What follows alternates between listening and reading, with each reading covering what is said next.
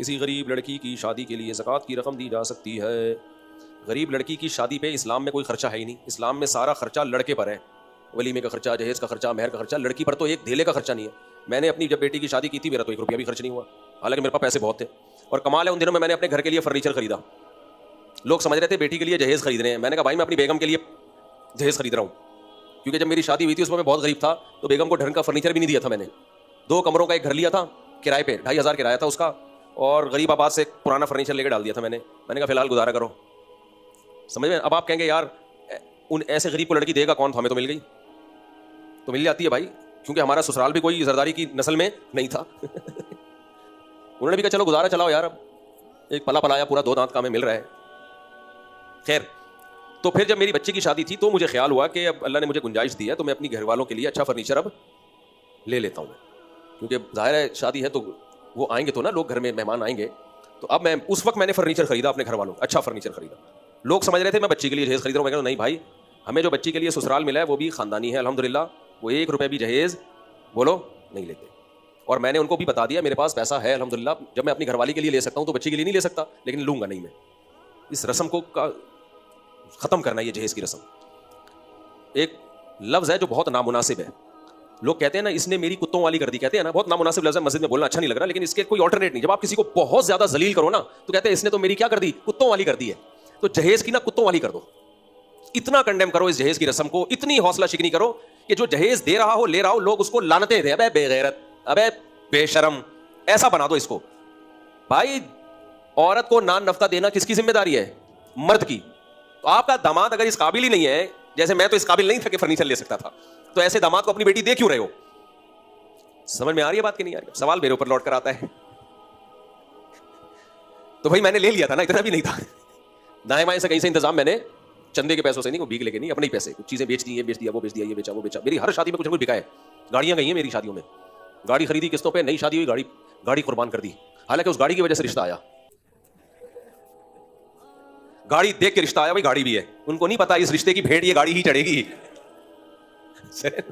आप जो कह रहे हो ना इतना मेहर और ऐसे वलीमा, तो ये गाड़ी ही से वलीमा होगा। तभी शादी हुई तो घर वालों ने कहा गाड़ी कहाँ है? मैंने कहा वो आपकी शादी के सिलसिले में जाया हो गई। ये जो इतने आदमियों को हमने खाना खिलाया ये तुम्हारे बाप का पैसा था, तुम्हारे बाप ने हमारे साथ ताउन किया था, और इतना मेहर और इतना सोना और ये वगैरह वगैरह, तो फर्नीचर और ये सब तुम्हारे बाप के पैसों से आया। ये शादी के बाद बोलो तो फिर अब क्या है? वो कह रहे ठीक है भाई हो गया। तो खैर, तो किधर से किधर हम चले गए। तो जहेज की कौन सी कर दो? तुम्हारी। तो मैंने उनसे कहा मेरे पास पैसे हैं, तभी मैंने अपने घर वालों के लिए नया फर्नीचर लिया, और अच्छा महंगा फर्नीचर लिया अपने घर वालों के लिए। मैंने कहा अपने घर वालों के लिए लिया, तो वो भी खानदानी लोग थे। तो उन्होंने कहा नहीं भाई, हम हमारी रिलेटिव हैं, रिश्तेदार हैं हमारे। तो उन्होंने कहा नहीं हमें नहीं चाहिए बिल्कुल। तो बड़े आराम से हो गया हिसाब किताब। तो ये जो जहेज की वजह से अजाब बना, बेटी पैदा होना एक अजाब हो गई है भाई। अच्छा लोग कहते हैं अपनी बेटी को कुछ भी गिफ्ट ना दे इंसान, भाई गिफ्ट दो, किसने मना किया? जितनी आपके पास गुंजाइश है सारी जिंदगी देते रहो, सारी जिंदगी देते रहो। तो मेरी जो शादीशुदा बच्ची है, कोशिश मैं करता हूँ ईद पे उनके भी कपड़े बना के भेज दूँ, जब अपने बाकी बच्चों के बन रहे हैं तो उनके भी बना दो। तो किसने मना किया? पूरी जिंदगी पड़ी हुई है, लेकिन वो अपनी मर्जी से, वो किसी इसके दबाव में आके नहीं होगा, वो ससुराल के कहने पे नहीं होगा। आप कुछ भी दो, आपकी बेटी है सारी जिंदगी। उस मौके पे जो आजकल दिया जा रहा है उससे बहुत फसादात हैं, उसके फायदे कम नुकसानात ज्यादा। तो मैंने अपने घर वालों के लिए उस वक्त फर्नीचर खरीदा जब अपनी बेटी की रुखसती थी। तो बात ये कहाँ से शुरू हुई थी, किधर को निकल गई? हाँ, तो असल बात यह है कि गरीब की बेटी की शादी पे ताउन गरीब शौहर के साथ होना चाहिए। उन दिनों में मैं इस काबिल था कि लोग मुझे आके कहते हैं मुफ्ती साहब आपके जज्बे बहुत हैं, जेब में धेला आपका आपके है नहीं। आप हर शादी पे अपनी गाड़ी किस्तों पे खरीद के, किस्तें पूरी होती हैं और आपकी शादी में वो गाड़ी बिक जाती है। तो होना ये चाहिए था ताउन किसके साथ होता? क्योंकि भाई हम जिम्मेदारी उठा रहे हैं किसी के घर की, तो हमने तो अल्लाह का शुक्र है ताउन नहीं लिया। लेकिन एक मिसाल दे रहा हूँ, ऐसे मौके पे इस गरीब बच्ची का जो होने वाला शौहर है, अगर वाकई वो गरीब है तो आप उससे पूछे बेटा तुम शादी कर रहे हो, तुम एक लड़की का सारी जिंदगी का खर्चा उठा रहे हो, हराम से बच रहे हो, जिना से बच रहे हो, निकाह कर रहे हो, किसी बाप का खर्चा भी और उसके जो रिश्तेदार हैं उनका खर्चा भी तुम कर रहे हो, जिम्मेदारी खुद उठा रहे हो। तो तुम्हें अगर पैसों की जरूरत हो तो हमसे रब्ता करो। ये करना चाहिए। उसको तो नहीं चाहिए दूल्हे को कि वो लोगों से भीख मांगे, लेकिन आपको चाहिए किसी लड़के की शादी हो रही है तो उसके साथ आप ताउन करें। खुद से सोचें कि यार तुम्हें जरूरत होगी। मैं भी किसी जमाने में लड़का था, कोई नहीं हमसे आके पूछता था, बल्कि और ताने देते थे, शादियां ही नहीं खत्म हो रही इनकी। अबे शादियां करके खर्चा मैं कर रहा हूं ना, और किस पे कर रहा हूं? आने वाली पे, उसकी औलाद पे।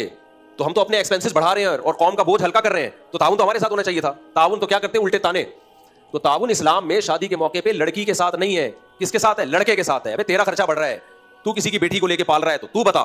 तभी हदीस में आता है जो निकाह करने वाला है उसकी मदद अल्लाह ने अपने जिम्मे लाजिम लिखी है। तो उलमा ने कहा कि इससे पता चलता है कि जो इस निकाह करने वाले मर्द की मदद करेगा तो असल में ये अल्लाह की मदद कर रहा है, ये अल्लाह की मदद कर रहा है, क्योंकि अल्लाह ने जिम्मेदारी ली है। तो इसलिए इस्लाम में लड़के के साथ ताबून है, लड़की के साथ नहीं है। शेख अब्दुल फताह अबू हुदा एक बहुत बड़े अरब आलिम थे, कराची में एक बहुत पुरानी बात बयान कर रहे। तो बयान के बाद किसी ने पर्ची दी, मेरी बेटियां शादी के लिए दुआ करें। उन्होंने कहा बेटियों की शादी के लिए क्या मसाइल है, शादी मसाइल तो बेटों के साथ होते हैं, बेटियों के क्या होते हैं। उनको नहीं पता था, हम चूंकि हिंदू मुआशरे में रहे हैं तो हमारे यहाँ बेटियों के साथ होना शुरू हो गए, बेटों के साथ नहीं होते। तो इसलिए असल तो यह है कि लड़के के साथ ताउन किया जाए। उस लड़के से पूछा जाए कि भाई तेरी जहां होने वाली शादी है उनके पास जहेज के पैसे नहीं है, तो तू ऐसा कर, उनसे बोल दे हमें जहेज नहीं चाहिए और हम तेरे घर में फर्नीचर लेके डाल रहे हैं ज़कात के पैसों से, तुझे ज़कात दे रहे हैं, ये तू डाल दे, तो होना चाहिए। लेकिन बहरहाल अब इसमें तो टाइम है और फिर वो बच्चियों को ज़रूरत होती है, जहेज ना मिले तो सारी ज़िंदगी के ताने हैं, तो मजबूरी है। बहरहाल जायज़ है लड़की के साथ भी आप ताउन। भाई हर जगह हर एक को ऐसा रिश्ता नहीं मिलता ना ख़ानदानी, हर जगह ये मसाइल जो मैं बता रहा हूँ ये ग्राउंड रियलिटी में अक्सर ऐसा होता नहीं है। तो फिर मजबूरी में यही है कि बच्ची की शादी हो रही है तो आप उसको जहेज बना के ज़कात के पैसों से दे सकते हैं, उसको मालिक बनाना पड़ेगा। मुफ्ती साहब मेरे घर वाले मेरी शादी नहीं करवा रहे, मेरी उम्र 32 साल में कंपनी में काम करता हूँ, पैसे भी करते तो लेकिन मेरी शादी नहीं करवा रहे। इसके घर वाले शादी करवाते हैं और तू 32 और तू पैसे कमा के भी घर पे दे रहा है, तो फिर तो बिल्कुल भी नहीं करवाएंगे। उनको पता है कि जिस दिन बहू आई तो हमारी आमदन डिवाइड हो जाएगी, तो करके बता दे हो गई है, लेकिन अलग घर लेके देना फिर उसको। अच्छा भाई हम KPK से आया है, आपसे मिलना है, मिलते हैं बयान के बाद। मजबूरी के तहत झूठा कुरान उठा लिया तो इसकी कफारा क्या होगा? हराम है, इतना बड़ा गुनाह है मेरे भाई, इसका कोई कफारा नहीं है। ये गुनाह आपने अपने मत्थे ले लिया कुरान की झूठी कसम खा के या कुरान उठा के। दूसरा, लोगों से कुरान उठवाना भी जायज़ नहीं है। ये जो कहते हैं तो कुरान पे हाथ रख के कसम खाइए, जायज़ नहीं है किसी को मजबूर करना कि कुरान पे हाथ, वैसे ही बस कसम उठवाएं उससे, कुरान को ना बीच में लाया करें। दो चीज़ें जहन में थी रमज़ान के हवाले से। रमज़ान में तो अमाल और नेकियों में इजाफा करना चाहिए, तो मसाजिद भर जाती है, अमाल में इजाफा होता है। मगर एक चीज़ है कि लोग कहते हैं हम मुनाफिकत नहीं करते, मतलब रमज़ान में बहुत नेक शरीफ और फिर रमज़ान जाने के बाद फिर वही, तो क्या ये मुनाफिकत कहलाएगी? रमज़ान में खैर के कामों में आगे, ये सवाल मैं समझ गया। मेरे साथ भी एक वाक़या पेश आया। एक साहब रमज़ान में कोई ड्रामा या फिल्म देख रहे थे, मैंने उनको मना किया ना, मोबाइल पे लगे हुए थे। मैंने कहा यार रमज़ान में तो ये काम मत करो। तो मुझे कहने लगे कि मैं मुनाफिक नहीं हूँ, मैं रमज़ान के बाद एक काम करता हूँ, तो मैं रमज़ान में क्यों छोड़ूँ? ये शैतान ने एक अच्छी नई पट्टी पढ़ाई हुई आजकल लोगों को। हम मुनाफिक नहीं है, जैसे हम रमज़ान के बगैर हैं वैसे ही हम रमज़ान में। तो मतलब तुम परले मुनाफिक नहीं हो, लेकिन परले दर्जे के तुम काफिरों वाले काम कर रहे हो। भाई गुनाह मस्जिद से बाहर भी गुनाह है, मस्जिद के अंदर वो बढ़ जाता है। एक आदमी मस्जिद में शराब पी रहा है, जिना कर रहा है, लोग कहें बेगैरत मस्जिद में कर रहा है, तो मैं मुनाफिक नहीं हूं कि मस्जिद के बाहर मेरा रूप कुछ और हो, मस्जिद के अंदर मेरा रूप कुछ और हो। वो तो काफिर होके मरेगा ऐसा आदमी। तो यार तुझे मस्जिद का थोड़ा सा तकद्दुस था उसका भी ख्याल नहीं है। एक आदमी हरम में जाके बुराइयां कर रहा है, लोग कह रहे हैं यार तू मस्जिद हराम में बैठा है तो क्या कर रहा है, यहाँ फिल्म देख रहा है। कह रहा है मैं मुनाफिक नहीं हूं कि अपने घर में अंडा मोड़ के होटल पे अगर मैं फिल्म देखता हूं तो बैतुल्लाह में भी वही काम करूंगा। भाई गलत है। तो जैसे जगह मुकद्दस होती हैं ऐसे ही कुछ औकात भी मुकद्दस होते हैं। रमजान के अलावा में आप गुनाह करेंगे तो भी गुनाह है, रमजान के अंदर करेंगे तो वो गुनाह की संगीनी बढ़ जाएगी। तो नहीं छोड़े जाते गुनाह, कम से कम रमजान में तो छोड़ दो, शायद उसी की बरकत से अल्लाह बाद में भी तौफीक दे दे। तो ये बिल्कुल गलत है। एक बेवा औरत किराए के मकान में रहती है, बड़ा बेटा होटल में मैनेजर है, तकरीबन 7 लाख के करीब प्लॉट भी खरीद रखा है, 2 जवान बेटियां और 2 छोटे बच्चे हैं। सवाल ये है कि इस औरत को ज़कात और सदक़े फितर की रकम लेने का हक है या नहीं? जब उसके पास 7 लाख के करीब प्लॉट रखा हुआ है तो उसको अलमारी में रखा हुआ है, कहाँ रखा हुआ है? इतनी बड़ी प्रॉपर्टी उसके पास रखी हुई है तो उसको ज़कात देना जायज़ नहीं है, ना उसके लिए ज़कात लेना जायज़ है। ऐसी ख़वातीन क्या कहती हैं, हमने आड़े वक्त के लिए रखा हुआ है। मैं अपनी वालदा का एक वाक़या सुनाता था ना, हमारे महल्ले में खातून रहा करती थी, उनके पास काफ़ी गोल्ड था। जब उनकी बच्ची की शादी का टाइम आया तो बेचारी परेशान, इधर उधर से पैसे मांग रही हैं। मेरी वालदा के पास भी आई कि मेरी बच्ची की शादी है, काइंडली आप कुछ ताउन कीजिए। मेरी वालदा ने कहा उस दिन तो आपने दिखाया था गोल्ड रखा हुआ है, कह रही वो तो हमने आड़े वक्त के लिए रखा हुआ है। तो इन लोग का पता नहीं आड़ा वक्त, जब आपको किसी से मांगने की नौबत आ गई तो ये आड़ा वक्त है। किसी भी जरूरत में जब आपको मांगने की नौबत आई तो समझो आड़ा वक्त आ गया, और ये वो आड़ा वक्त है जिसके लिए आपने पैसे रखे हुए हैं। और ये भी जहन में रखो, इस्लाम जो है वो खर्च करने की तरगीब देता है, बचा के रखने को पसंद नहीं करता, लेकिन इतना बचाना जरूरी है कि आड़ा वक्त आए तो हाथ ना फैलाने पड़े। समझ रहे हो कि नहीं समझ रहे? बाज लोग तो हैंड टू माउथ चलते, बचा सकते ही नहीं बेचारे, वो तो तवक्कुल पे चले। लेकिन अगर अल्लाह ने आपको इतनी आमदन दे दी है कि आप मंथली कुछ रकम बचा सकते हो, तो उलमा कहते हैं कम से कम 1 साल का जखीरा करो आप। कितना? 1 साल, उससे ज्यादा नहीं करो, फिर वो हवस हो जाएगी। कम से कम आपके पास मिसाल के तौर पर 1 लाख, एक आदमी की तनख्वाह 1 लाख है और 1 लाख में उसका घर दरमियाने दर्जे का चल रहा है, तो वो थोड़े पैसे बचाए और 12 लाख रुपए बचा के रखे, वो उसका गोल्ड खरीद के लॉकर में डाल दे। क्यों? आज अगर ये जॉब जाती है तो कम से कम 1 साल के आपके पास तनख्वाह होनी चाहिए दूसरी जॉब तलाश करने के दौरान। समझ में आ रही है बात कि नहीं आ रही है? आपकी अगर 2 लाख रुपए तनख्वाह है, 5 लाख रुपए तनख्वाह है और आपका घर चल रहा है उसमें अच्छी तरह, तो आप थोड़ा सा बचाएं। कितना बचाएं आप?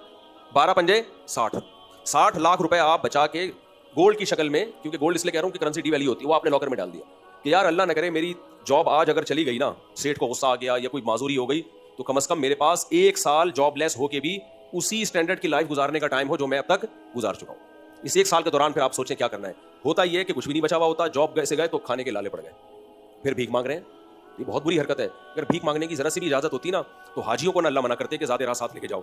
अरब क्या करते थे ज़माने जाहिलियत में, जब हज पे जाते तो ज़्यादा राह लेके नहीं जाते थे, यानी रास्ते का राशन दाल पानी नहीं। कहते हम अल्लाह के मेहमान है तो खिलाएगा कौन? अल्लाह। हम अल्लाह के घर की ज़ियारत के लिए जा रहे हैं, पैसे क्यों रखे भाई? अल्लाह है भाई, जा किसके घर रहे हैं?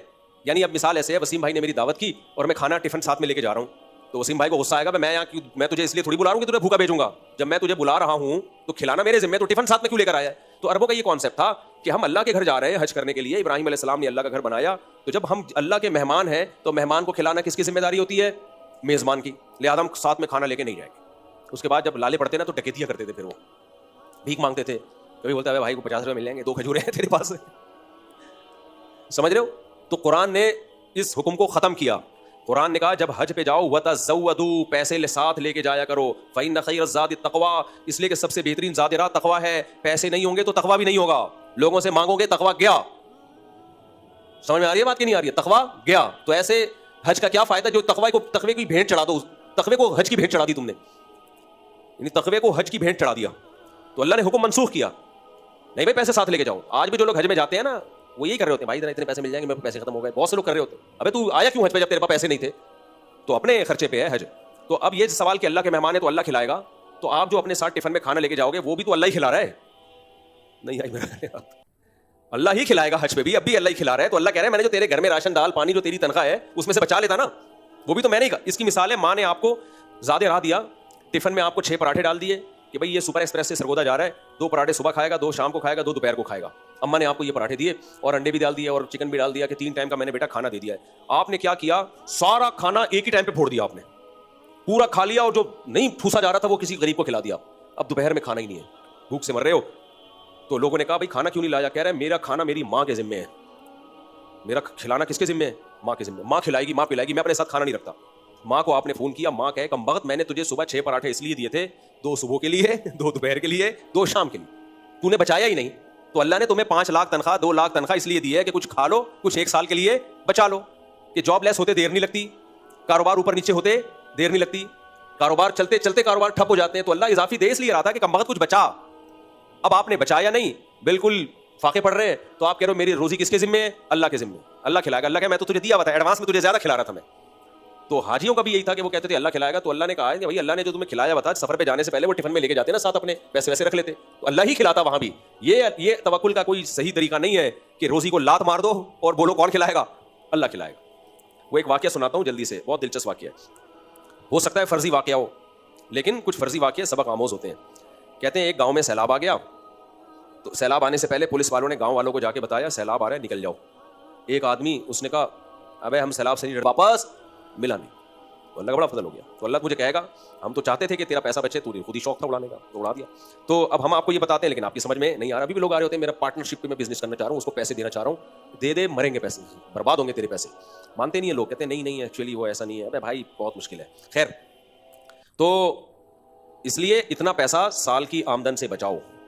जो कारोबार कर रहे हैं वो भी बचाएं, जो जॉब कर रहे हैं वो भी बचाएं, कि अल्लाह ना करे आज अगर कुछ हो गया तो आपके पास सांस लेने का टाइम हो, सांस लेने का टाइम हो आपके पास। तो 7 लाख की प्रॉपर्टी है इस बेवा के पास। जल्दी जल्दी अब सवाल वो एक सवाल में बहुत टाइम लगा देता हूँ मैं। क्या हम अपने वालिदैन की खबर पर रोजाना फातिहा पढ़ने वहाँ जाकर दिल की वालिदा की खबर पर रोज जा सकते हैं? कोई हर्ज नहीं है, दुआ के लिए जा सकते हैं। बेहतर की नमाज के बारे में जो बहुत क्लिप वायरल हो रहा है, अभी एक साहब का क्लिप आया, एक तो मैं इस पर रिकॉर्ड करवाऊंगा दलील से जवाब। इसलिए मैं जो भी क्लिप करता हूँ वो क्लिप बना के लोग चला देते हैं, वो बड़े ना यूँ कर रहे हैं। ओहो, आज तक हम इधर गलत पढ़ते रहे, कोई बात नहीं, देर आए दुरुस्त आए, सुबह का भूला शाम को आ जाए। जो हनाफ जिस तरह से वितर पढ़ते हैं ना उस पर यूं किया है, ये एक्टिंग है और कुछ। कभी भी इल्मी मसाइल इस स्टाइल में बयान नहीं किए जा सकते। जो इस स्टाइल में इल्मी मसाइल बयान कर रहा है परले दर्जे का जाहिल है, वो तो जहालत का दौर है ये। तो वो स्टाइल ऐसे मारा एक बंदे ने ना यूं, ओहो आज तक जो हम जिस तरीके से वितर पढ़ते रहे, हदीस में तो इसके खिलाफ है, इस तरह तो होती नहीं है नमाज। हदीस में तो आता है वितर को मगरिब के मुशाबे, मगरिब की तरह मत पढ़ो। ओहो, मगरिब में 2 रकतों के बाद कादा होता है और वितर में 2 रकतों के बाद कादा नहीं होता। नबी सल्लल्लाहु अलैहि वसल्लम वितर की 2 रकतों के बाद कादा नहीं करते। आगे सब फेंकना शुरू किया है। इतनी बात हदीस से साबित है कि वितर को मगरिब के मुशाबे मत पढ़ो। इसका ये मतलब कि 2 रकतों के बाद कादा ना करो, ये भाई साहब का अपना बनाया हुआ मतलब है, ये हदीस में नहीं है। ये हदीस में नहीं है। हो सकता है मेरा ये क्लिप अधूरा जाए तो लोग हदीस का रेफरेंस दें, हदीस में है, तो मैं उस पर वितर पे रिकॉर्ड करवाऊंगा क्लिप की हदीस में क्या है और ये इसका मतलब क्या ले रहा है। तो आपको फिर भी अगर इख्तलाफ है तो आप तमीज से, जैसे उलमा बयान करते हैं, बता दो। ये एक्टिंग करने की क्या जरूरत है आपको पब्लिक के सामने? ऐसे एक्टिंग कर रहे हैं। ओहो, आज तक जो हम जिस तरीके से वितर पढ़ते रहे, आज पता चला वो वितर तो हमारे हो ही नहीं रहे। फिर लोग मेरे पास मैसेज भेज रहे हैं, मुफ्ती साहब हमारे तो वितर सारी जिंदगी के बर्बाद हो गए। मैं तो 50 साल से ऐसे ही पढ़ रहा हूं, मेरे भी बर्बाद हो गए, उनके भी बर्बाद हो गए। ये जहालत है। ये मैं इस पे दलील से क्लिप रिकॉर्ड करवाऊंगा इंशाल्लाह। लेकिन पहले एक बात समझ लें कि जिस बंदे ने ये किया है ना, ओहो, उसको बोले जब तेरा साबित हो गया कि तूने गलत तरीके से वितर पढ़े तो तेरे जिम्मे जितने वितर पढ़े सब लौटाना लाजिम है।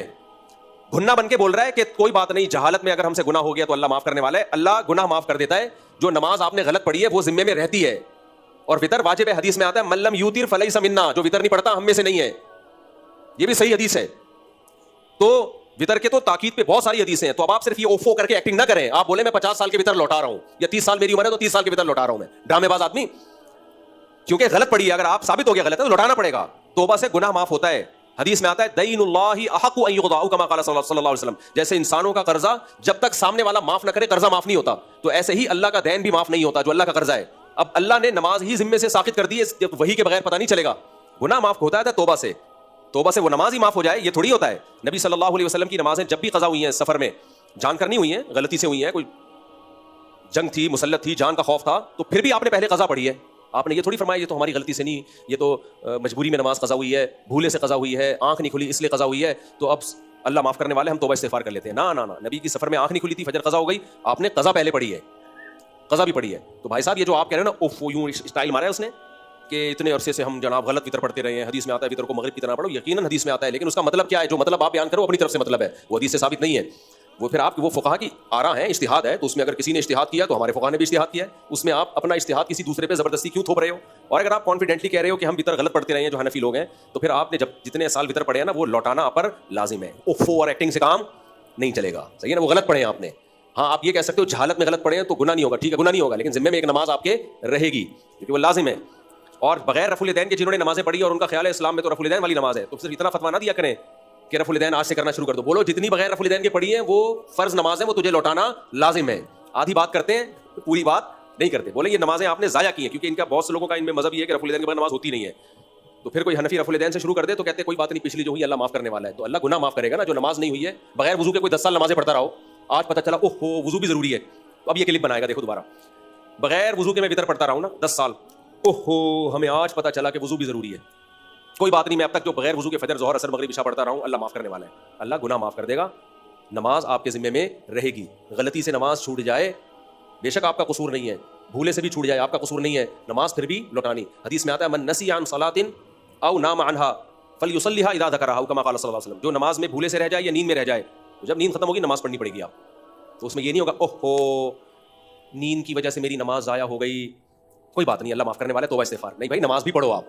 तो आपने जो वितर इतने साल बकौल आपके गलत तरीके से हनफियों के तरीके से पढ़ते रहे हो, जो शरीयत के आपकी नज़र में खिलाफ है, तो सिर्फ इतना काफ़ी नहीं है ओफो, ठीक है? बोले तेरा बाप भी अब दोबारा सारी नमाजें पढ़ेगा। और दूसरा, रफुल दैन के बगैर आप नमाज पढ़ते रहे, आज आपको ख्याल है रफुल दैन तो ज़रूरी है, तो इतना काफ़ी नहीं है ओफो रफुल दैन के बगैर मैं नमाज पढ़ता रहा, आज पता चला रफुल दैन तो फ़र्ज़ है। कोई बात नहीं, आज पता चल गया, तो जो अब तक बगैर रफुल दैन के पढ़ी है वो अल्लाह माफ़ कर देगा, तौबा कर लो। लेकिन वो नमाजें हुई नहीं है, वो ऐसे ही है जैसे बगैर वजू के पढ़ी हैं, तो अब वो दोबारा आपको सारी पढ़नी पड़ेंगी, तो वो नहीं करते, ये बस उलझा के छोड़ देते हैं लोगों को। तो वो क्लिप बहुत वायरल हुआ है, यूँ बैठा हुआ है बंदा, आज तक हम वितर गलत पढ़ते रहे, बाकी सारी तशरीह उसकी अपनी बनाई हुई है। एक हदीस शुरू में सही पढ़ी है उसने, बाकी जो आगे उसकी तशरीह वो सब अपनी खुद साख्ता है। तो जो वितर पढ़ रहे हैं ये बिल्कुल 100% कुरान और हदीस से साबित है। कुरान में तो नहीं है इसका तज़किरा, नमाजों का पूरा तरीका नहीं है, हदीस से साबित है ये। वितर की नमाज हो गया मेरे भाई। घर वाले बंदे की शादी के खिलाफ भी कहते हैं भाग के शादी कर लो, वो लड़का हर लिहाज से। अच्छा, किसी खातून ने पूछा, बोला खामोशी से पढ़ाई पड़ी।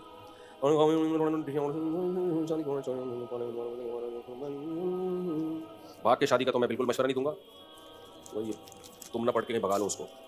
ये लड़की का खत है, भाग कोई भगा रहा है उसको तो भागना चाह रही है, इसको दूंगा, ऐसा ना हो ये ले जाकर रब्ता करे, बोले मेरे साथ भाग जाओ, वो पैकेज सही नहीं है। अभी ऐसे खत किसी को पकड़ाने भी नहीं चाहिए।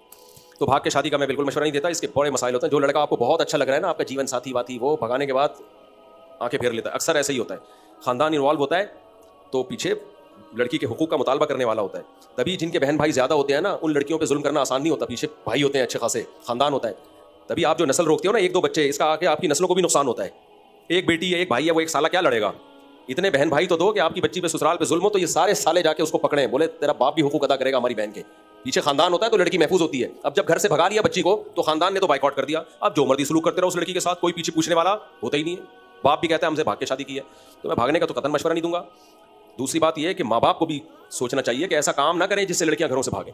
जब एक लड़की कह रही है मेरी शादी वहां कर दो, वो लड़का ना सुट्टा लगाता है ना चर्च पीता है, तो क्यों आना का मसला बनाया है भाई? कर दो उसकी शादी, क्यों जबरदस्ती अपनी राय उसके ऊपर थोप रहे हो? तो दोनों काम गलत है, भागना भी गलत है और बच्ची पे जबरदस्ती अपनी राय मुसल्लत करना भी वो इससे भी ज्यादा गलत है। इन्हीं की वजह से घरों में भागने के वाकयात होते हैं, टाइम पे शादी भी नहीं करते उसकी। तो और जहां कह रहे हैं वो अगर लड़के में कोई बड़ी अगर खराबी है, बिल्कुल ही जोड़ का नहीं है, फिर तो हम यही कहेंगे बेवकूफ है, अपना मुस्तकबिल दाव पे लगा रही है। लेकिन अगर कोई बड़ी खराबी नहीं है तो थोड़े बहुत आड़े तिरछे तो भाई सभी होते हैं, पूरा सीधा कोई भी नहीं होता दुनिया में, तो थोड़ा बहुत तो बर्दाश्त किया जाता है। तो फिर बच्ची की मर्जी देखनी चाहिए इसमें। मुफ्ती साहब क्या लिखा है, पता नहीं क्या लिखा भाई, सुल्तान अहमद किसी, मुझे नहीं समझ आ रहा। मेरी वालदा सारदा खातून के इंतकाल हो गया, दुआ करें, दिल से दुआ है अल्लाह ताला उनकी मग़फ़िरत फरमाए, उनके दर्जात को बुलंद फरमाए। मुफ्ती साहब आप इस्माइल दोनों रावलपिंडी के पास मिलने के पास गए थे, मुफ्ती साहब आप इस्माइल तोरो साहब रावलपिंडी वालों के पास किसी मसले के बारे में आप मिलने गए थे और उन्होंने आपको मसला बताया तो आपने 50,000 रुपये देने का वादा किया था। ये पता नहीं क्या लिखा हुआ है। मुफ्ती इस्माइल तोरो साहब पिंडी वाले बड़े माशाल्लाह ज़बरदस्त आदमी है, हमारी दोस्ती है उनसे। मैं गया था, उन्होंने कोई फ़िक़ी जुज़िया मुझे बताया, कोई मसला था तो उसमें उन्होंने मेरी रहनुमाई की थी, कोई इबारत निकाल के दी थी कि फ़लाँ किताब में इसका ये जवाब लिखा हुआ था। मैं बहुत खुश हुआ था उस इल्मी बात पर। शायद उस मौके पर मैंने जोश में उनको कहा था कि मेरा दिल चाह रहा है मैं आपको 50,000 रुपये दूँ, लेकिन अभी मेरे पास फ़िलहाल है नहीं, बहुत पुरानी बात हो गई है। मुझे याद पड़ रहा है ऐसा कुछ हुआ था, मैं किसी मसले में फंसा हुआ था, यानी कोई इल्मी मसला था जिसका जवाब मुझे मिल नहीं रहा था, तो उन्होंने मुझे किताब का रेफरेंस दिया कि फ़लाँ किताब के फ़लाँ सफ़े पर ये इबारत है, ये इसका जवाब है। तो मैं उस इल्मी बात पे बड़ा खुश हुआ था, उनकी मैंने बड़ी तारीफ़ भी की थी और शायद मैंने ये कहा था कि मेरी जेब में 50,000 रुपये होते तो मैं आपको हदिया दे देता। ये बात होगी 7-8 साल पुरानी, तो अब पुराने वाक़यात याद दिला के टेंशन मत दो। अल्लाह का फजल था कि उस वक्त नहीं थे जेब में, तो हम बस उनकी दावत खाई, हमने उनकी चाय पी, सलाम दुआ हुई, गपशप हुई, बड़ा इकराम किया उन्होंने, अल्लाह उनको जज़ाए खैर दे, हम वापस आ गए। अब 7-8 साल के बाद तुम याद दिला रहे हो मैंने 50,000 का वादा किया था, ये बेमानटी है, ये नाइंसाफ़ी है। ऐसा ना उनका फ़ोन आ जाए मुफ्ती साहब यहीं से दुआ अल्लाह उनके इल्म में बरकत दे। मुफ्ती साहब मुझे शक की बीमारी है, इस्तिंजा में क़तरों और इसका मैंने जवाब रिकॉर्ड करवा दिया है कि जो माजूर आदमी जिसको पेशाब के ख़तरों की बीमारी है वो कैसे वज़ू करेगा, वो नेट पे सर्च कर लें।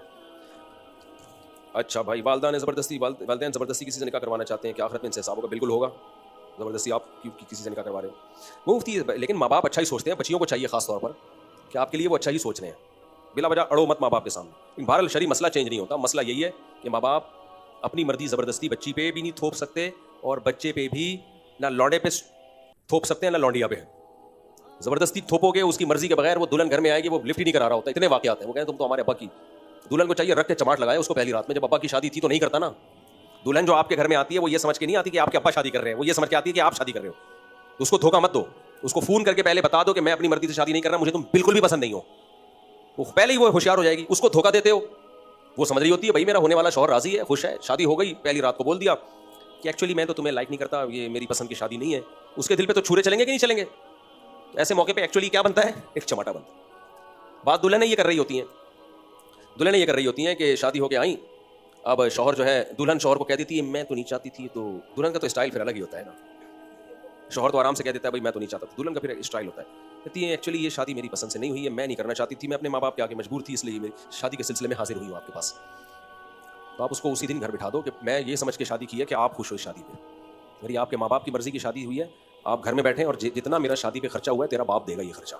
ये लो, ऐसे 2 नंबर लोगों को छोड़ा नहीं करो, ना लड़की छोड़े ऐसे आदमी को, ना आदमी छोड़े। अभी ये केस आया हमारे जामे तो रशीद में, बंदे की शादी हो रही है, लड़की से ही हो रही है, जाहिर है हम लोग तो इसके अलावा के कायल है नहीं। यूरोप अमेरिका में तो अब पूछना पड़ता है किससे हो रही है।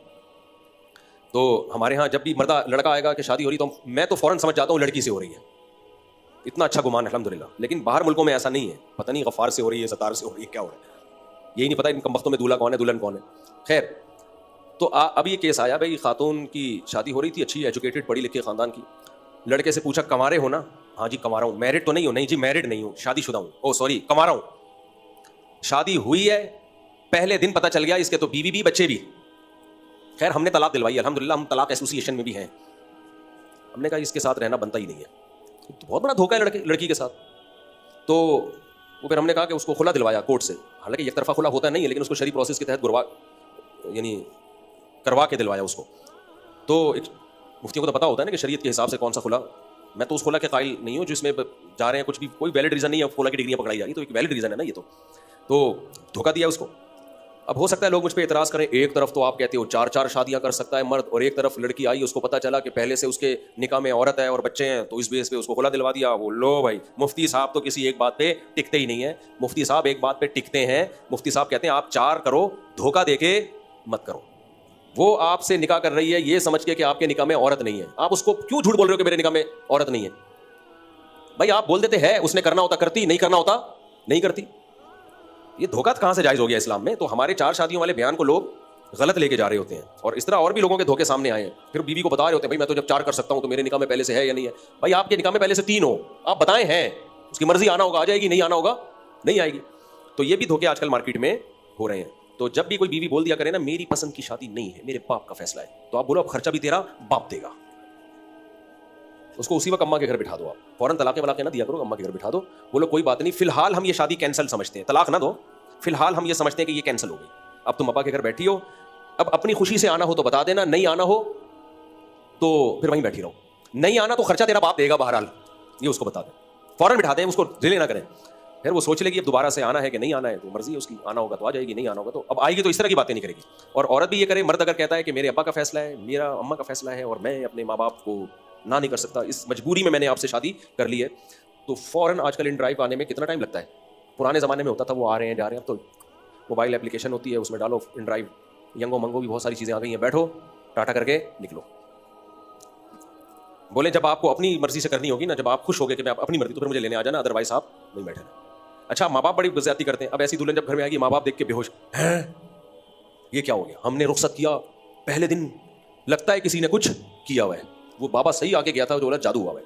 उसको बिठाओ, बोलो बेटा क्या हुआ, कोई वैलिड बात नहीं है तो फिर गुस्सा बनता है, कोई वैलिड बात है कि अब्बा वो एक्चुअली मुझसे, इसको नॉर्मल लिया करो, ज़्यादा जज्बाती ना हुआ करो। डैडी वो मुझसे कह रहे थे, मेरे शौहर पहली ही अभी रात थी, उन्होंने बात ही जहाँ से शुरू की है कि ये उनकी मर्जी की शादी नहीं है, तो मैं आ गई हूँ कि जब आपकी मर्जी होगी तो मुझे लेने आ जाना, फिर काफ़ी हो गया।